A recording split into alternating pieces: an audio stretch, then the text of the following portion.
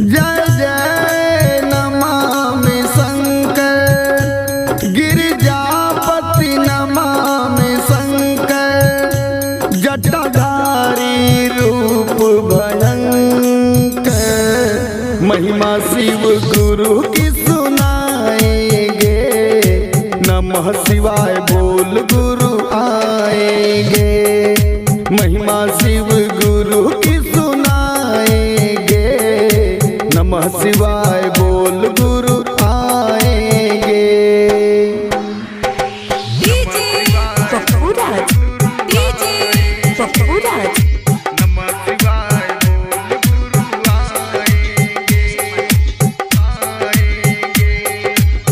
एक दिन दानव सुर सब मिलकर सिर सिंधु का मतन किया।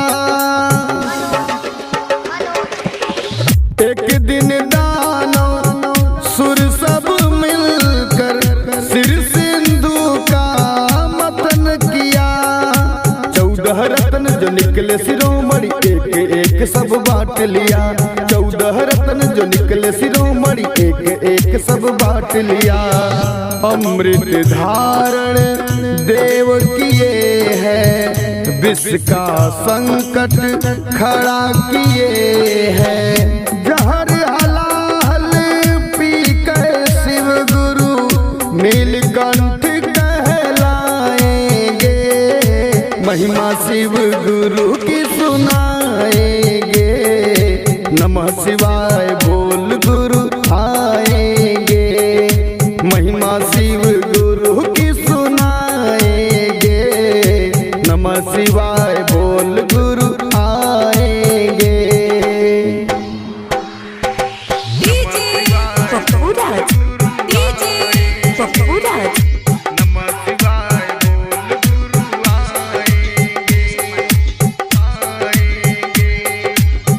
अटल भक्ति बस मासुर की है, पाकर वर बलवान हुए। अटल भक्ति बस मासुर की है, पाकर वर बलवान हुए। जिसके माथे हाथ लगावे भस्म करे तन प्राण लिए। जिसके माथे हाथ लगावे भस्म करे तन प्राण लिए।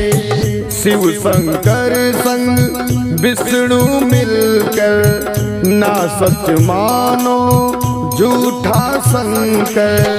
धरा सिर पर हाथ दैत्य का, सर्वनाश वो कराएंगे।